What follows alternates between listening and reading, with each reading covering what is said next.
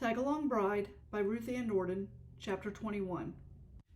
Outside the entrance, Squiggy was gagged and sitting on the ground next to Lucas. Lucas had a gun pointed at him. Squiggy's hands were tied behind his back with his own belt. As soon as Squiggy saw Bernadette, he shook his head and muttered something into the cloth that had been forced into his mouth. Zeke hurried her over to Lucas. She hugged her brother. She'd never been happier to see anyone in her entire life.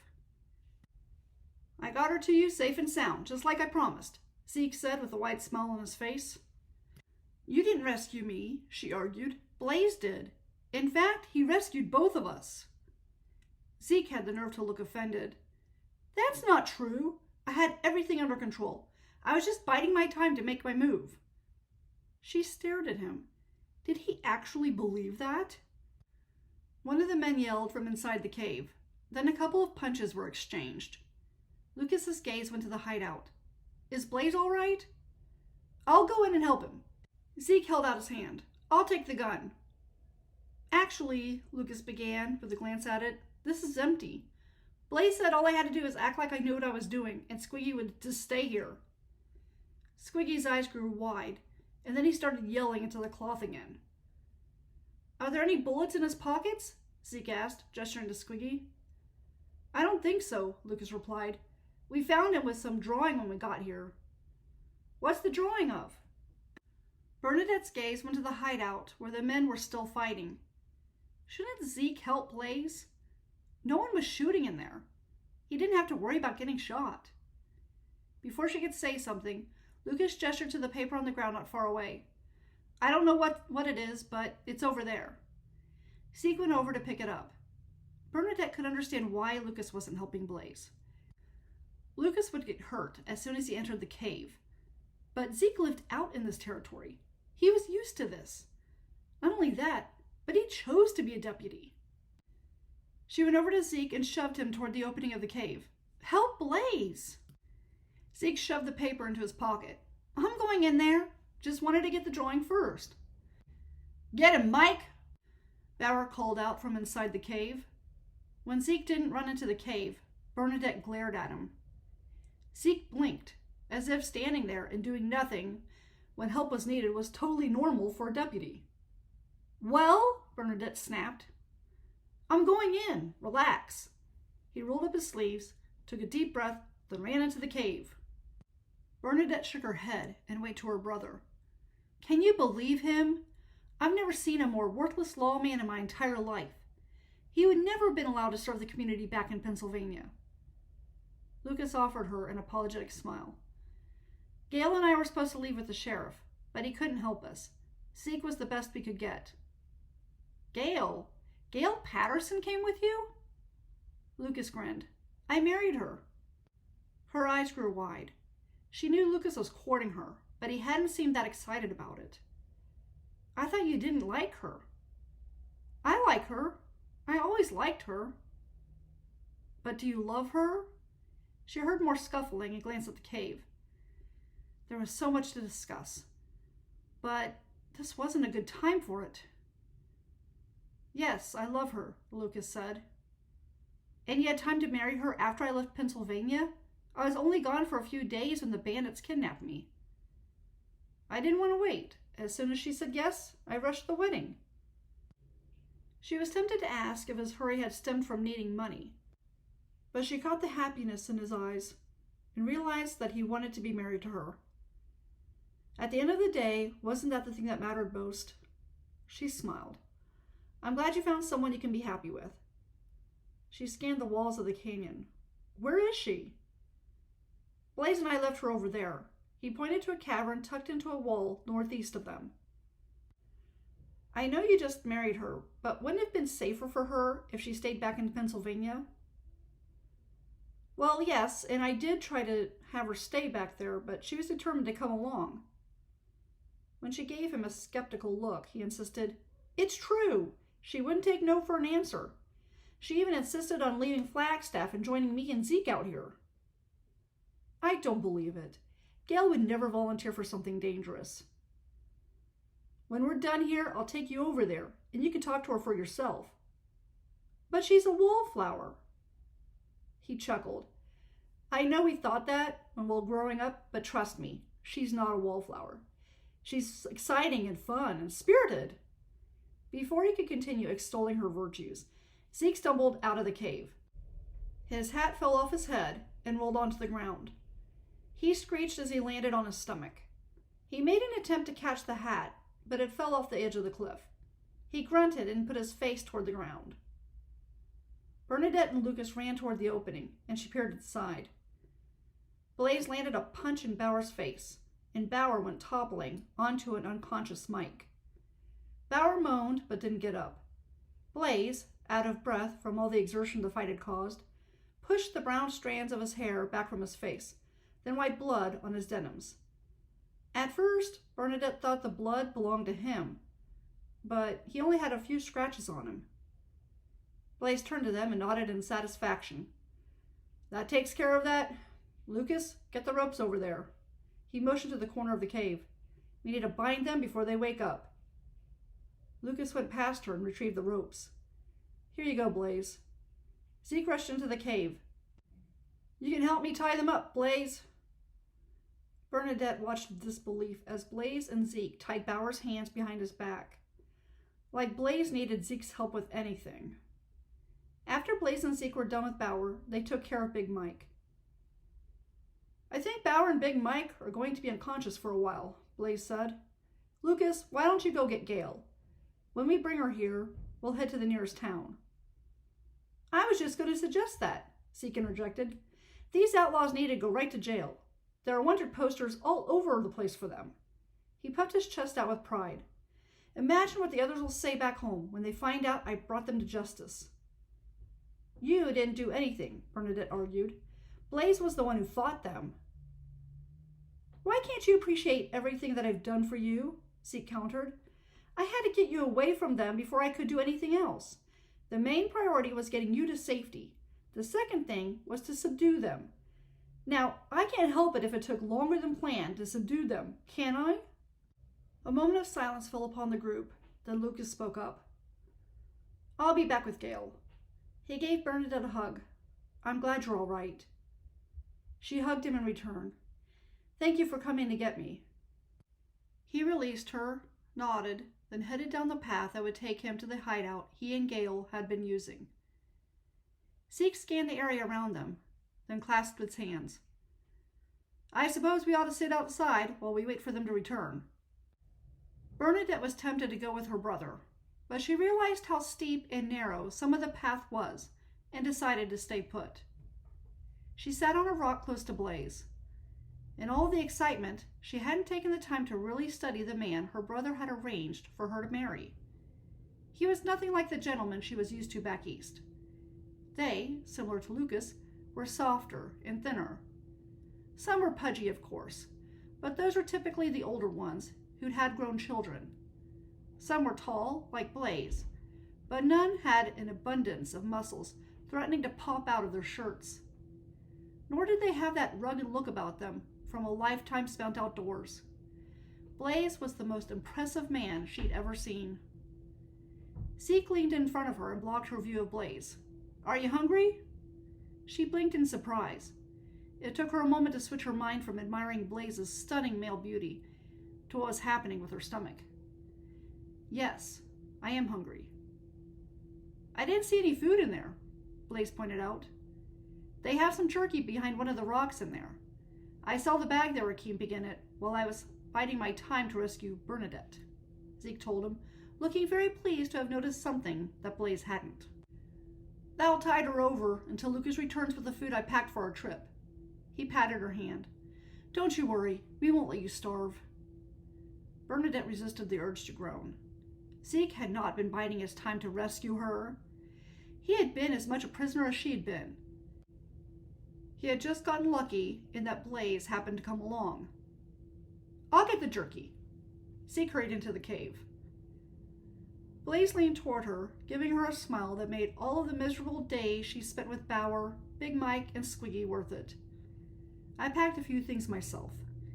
I have enough ingredients to make a cheese, onion, and green pepper omelet. Don't eat too much of that jerky. Considering how much she didn't care for tough meat, the promise of an omelet was like heaven. Now her stomach was excited by the prospect of eating. I'll only have a small piece of the jerky. I learned how to cook from a restaurant owner when I was 14, Blaze said. I used to help him make food for the patrons to make a little extra money to help my ma out. Wasn't your father there to help? Unfortunately, he died when I was 8. Oh, that's terrible. No one should lose a parent at such a young age. It was a long time ago. He was a brave man. He used to go out hunting for animals. He used them to make food for me and my ma, and he'd sell their pelts to make money. Pelts? Animal furs. Those aren't needed so much here, but when you're in the mountains, they keep you nice and warm. He went out one day and thought he could overcome a bear. A regretful sigh escaped his lips. The trap wasn't as sturdy as he thought it was. He couldn't have known about it ahead of time. It seemed like it was dependable. As painful as the incident was, my ma kept her faith in God. She was my biggest inspiration growing up. Bernadette hated to ask it, but the word was implied that his mother was no longer living. What happened to your mother? She joined my pa 2 years ago. I'm sorry. Don't be. Well, it meant that I had to say goodbye to her. I rest easier at night, knowing she's with him. They really loved each other. The faraway look in his eyes made her suspect that, despite the fact that Lucas had told her he was 29, he had the soul of someone who had lived much longer. Here you go, Z called out as he emerged from the cave with a leather sack. There's not much left, which is a good sign, he told her. It means they didn't intend to keep you for a long time. He opened the sack and waited for her to take out a piece of the shriveled meat. Then he turned to Blaze. Do you want any? Blaze peered into the sack and took a piece out. Thanks. He took a bite. He glanced at Bernadette, and her heartbeat picked up in excitement. Zeke sat on the ground between them and gathered a couple of pieces.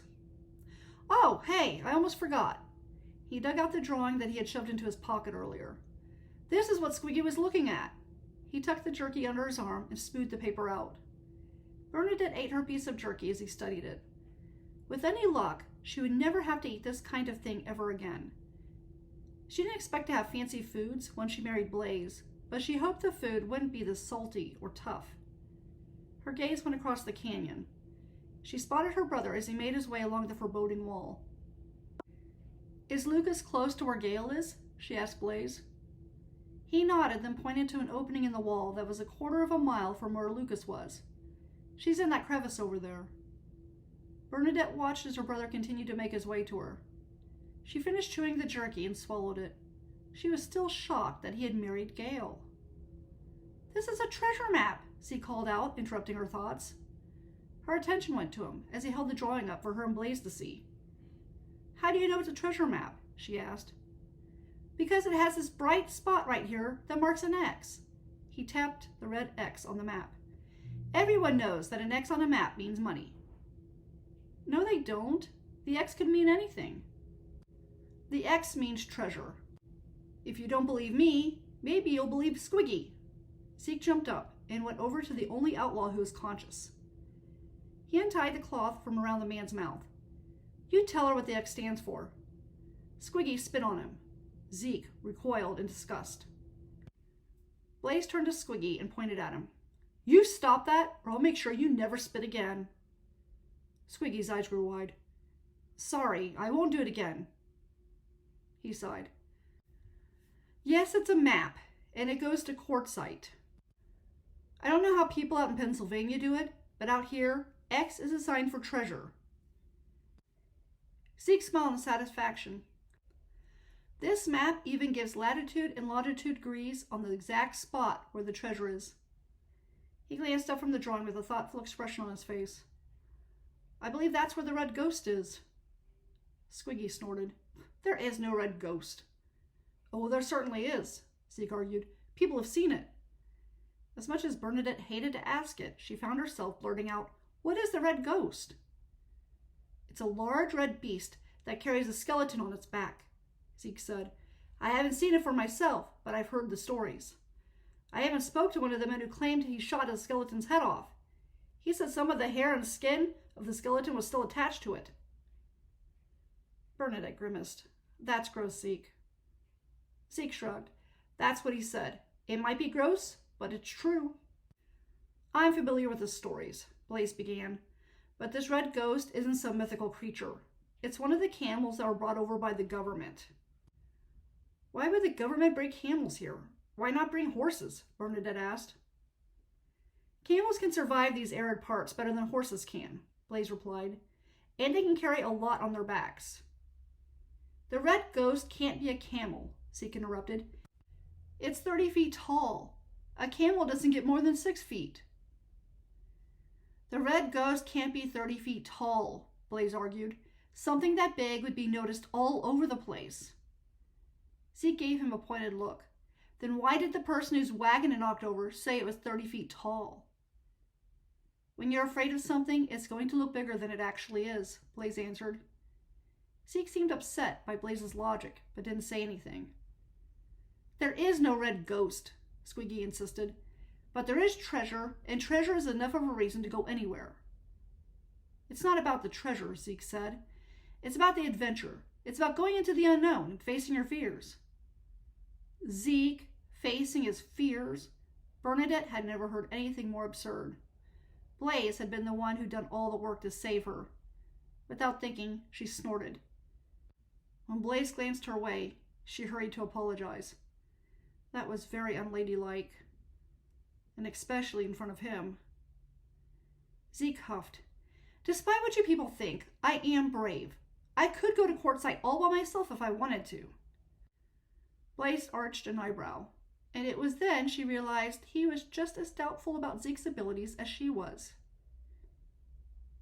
We were hoping to get there before Lee and Wilson makes it, but it looks like they'll get to it now, Squiggy told Zeke. That's good to hear, Zeke replied. I have the strong arm of justice on my side, and sooner or later, outlaws get what they deserve. I get those 2 outlaws just like I got you and your friends. You didn't get us, Squiggy pointed out. You couldn't even get Cooper. We had you tied up before you had a chance to fire your gun. It was easier to get you than it was the woman. At least she put up a fight. Zeke opened his mouth to protest when Blaze said, Lee and Wilson are the men who raided an orphanage and then set fire to the place. Yes, and they must be brought to justice, Zeke agreed. I'm going with you, Blaze replied, his tone leaving no room for argument. They're dangerous men. They need to be stopped before they kill any more people. You better take them along if you want to survive, Squiggy told Zeke. Unlike me and my friends, they actually kill people. Zeke grunted, then put the cloth back into Squiggy's mouth. Blaze turned to Bernadette.